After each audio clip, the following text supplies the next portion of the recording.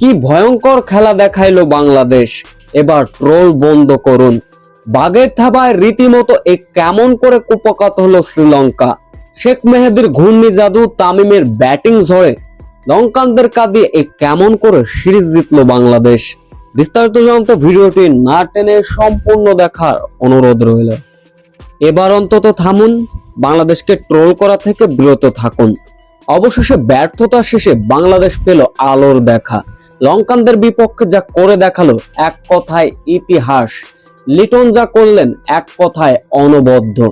Series নির্ধারণী ম্যাচে শুরুতে অবশ্য ব্যাটিং করতে নেমেছিল লঙ্কানরা।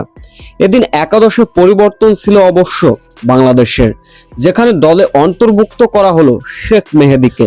শুরুতেই শেখ মেহেদীর বোলিং তোপের সামনেই যেন দাঁড়াতে পারল না লঙ্কানদের টপ অর্ডাররা।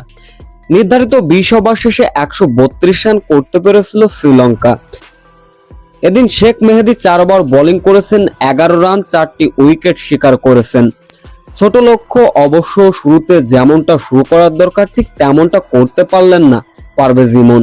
ব্যক্তিগত 0 রানে যখন সাজঘরে ফিরলেন, তানজিম তামিমকে নিয়ে রীতিমতো লিটন কুমার দাস দায়িত্বশীল ইনিংস খেলেছেন।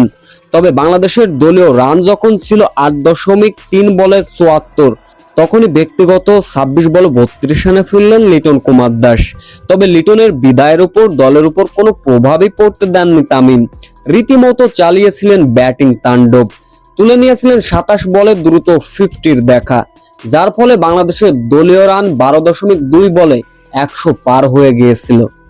মূলত তানজিম তামিমের 70+ ইনিংস, তহিদ হৃদয়ের শেষের দিকে দায়িত্বশীল ব্যাটিং, যার ফলে রীতিমতো লঙ্কানদের কাঁদিয়ে সিরিজ জিতে নিল বাংলাদেশ।